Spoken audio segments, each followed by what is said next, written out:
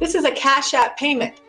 All I know is that it's a Cash App payment, but where my part of the job, which is to find out who got the money and whether that's legit, that's blacked out. A blow to the Scott administration in the ongoing battle of information access with the city's inspector general. Mayor Scott's in a tough spot right now because it does seem like he's trying to hide something. Inside City Hall Wednesday, the agency created to reduce violence in Baltimore, asking taxpayers for an $8 million increase, a nearly 37% jump, bringing MONSE's total budget to $30 million.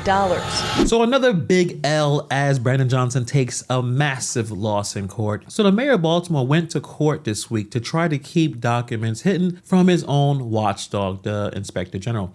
And the judge looked at him and said, nope.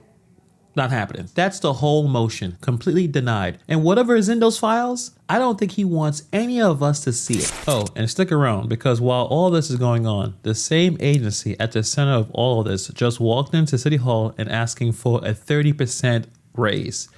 Yeah, you heard me. Let's get into it. New today, a judge denies a request from the Scott administration in the bitter back and forth with the inspector general's office. Okay, Mary, Mayor Brandon Scott and his legal team tried to seal some of the inspector general's filings in this lawsuit, arguing that some of the information was privileged and confidential. Okay, so let's slow down on this because I really want this to register. The mayor went to court to try to seal documents from the inspector general. This is the city's watchdog, his own city's watchdog. That inspector general office isn't a rival politician or a Fox reporter with a grudge. It's the thing built inside the government to catch fraud and waste. That's the whole purpose. Scott didn't get attacked by an enemy. He got looked at by a smoke detector and decided to rip it off the ceiling. And look, here's the thing about sealing documents. You don't lawyer up on the city's dime, by the way, to hide stuff that makes you look good. Nobody ever hired their legal team to bury a press release that says everything is great,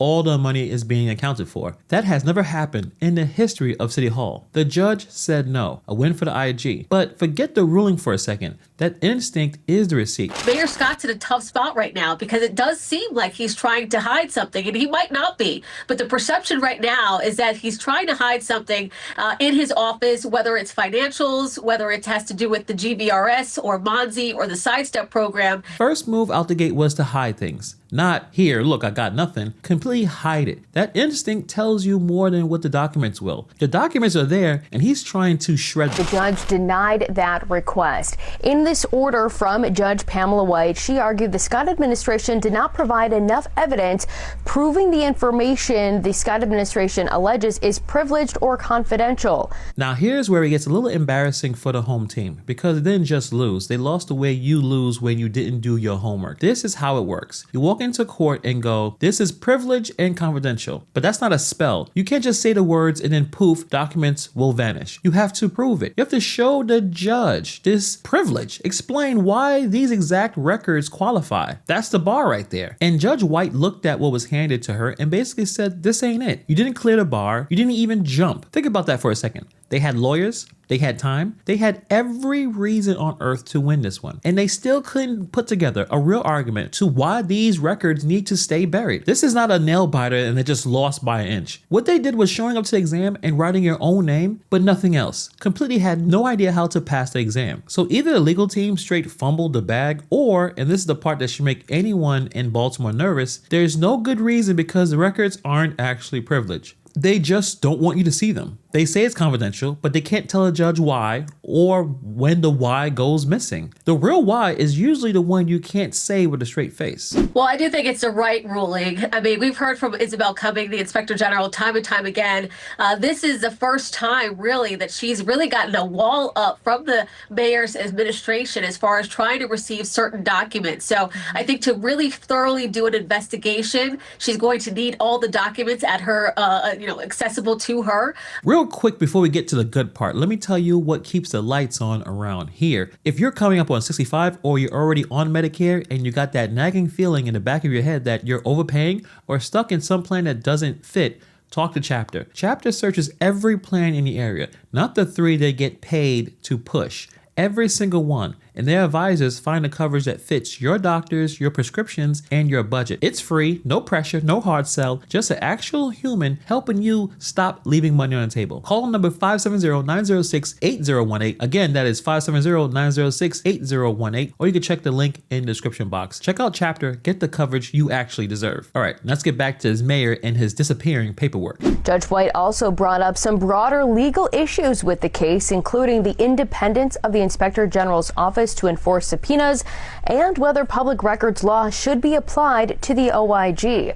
Okay, so this is the part where the Scott camp really didn't want trending, because what happens here, the case stopped being about a couple sealed files. The judge cracks the door open on something way bigger. She brings up whether the Inspector General can even enforce its subpoenas. Translate that out of court speak, can the watchdog actually make City Hall cough up records, or can the mayor just ignore it whenever it's inconvenient for them and keep it pushing? That's the foundation of this situation, because if the IG can't enforce a subpoena, then the IG is basically decoration. A watchdog with no teeth is just a really nervous house pet.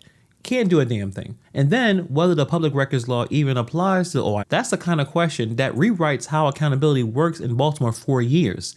Not this lawsuit, years. That's why this is so good. Scott almost certainly thought that this was a tiny fight.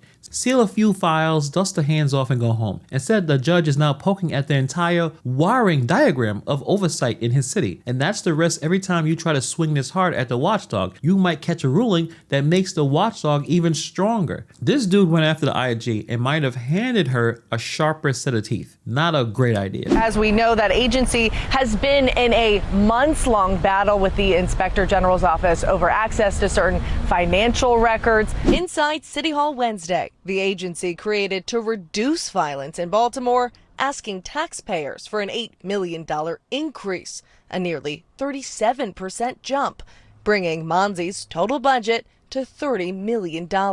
City's homicide rate declined roughly 25% more than other large cities over the same period. MONSE Director Stephanie Mavronis arguing the additional funds are needed to continue crime prevention strategies the mayor says have helped bring homicides and shootings to historic lows. And so now a lot of people are scratching their heads as he's touting these numbers. You know, we're down, what was it, 23%, I think, in homicides this year, which is a great number. I mean, it's fantastic. But how did we get here? If we got here in a way that's not so above board, then I think people, especially taxpayers, are going to want to know about it. I've not had to answer really for anything, and they keep on getting more and more taxpayer money. And at some point, that has to stop. In other audits, the agency also facing criticism over contract management, documentation requirements, and whether taxpayer dollars were being properly tracked.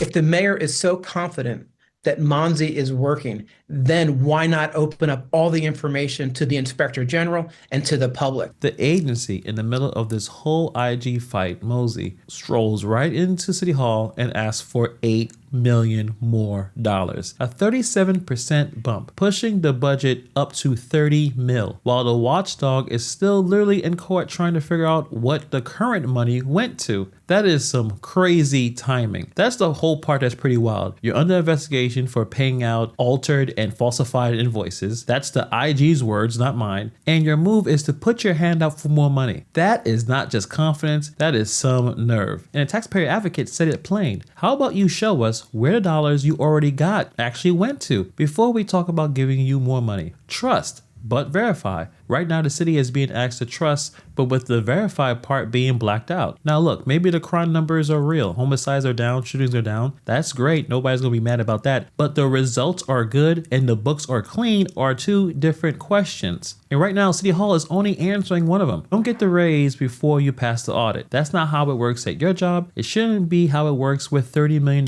in public money is concerned. So let me tell you where this is going, because I don't think Baltimore is ready. Brandon Scott is running an entire strategy built on one thing: blocking access. Seal it, ignore it, fight the watchdog in court, run out the clock. But here's the hard truth: it's not gonna work. Judges don't like being stonewalled. The public really doesn't like it either. And the harder you fight to keep a door shut, the more everybody in the city becomes dead certain there's something behind it worth hiding. You gotta be transparent, and not because it's noble or whatever, because the alternative is way worse. Every door you slam just tells us that the room is full. Now think about what's going to be coming out if the IG gets those records and office doesn't go to war with the mayor over a parking ticket. This thing was serious enough for subpoenas, serious enough to take the administration to court when it got ignored. And the mayor fought this really hard to keep it buried. That math doesn't point to a little embarrassment. That points to something that could be extremely devastating. This has scandal written all over it. Not just a rough news cycle for him. A real one, the kind that may define an administration. And don't forget, while he's fighting to keep those records sealed, that same agency got its hands out looking for $30 million.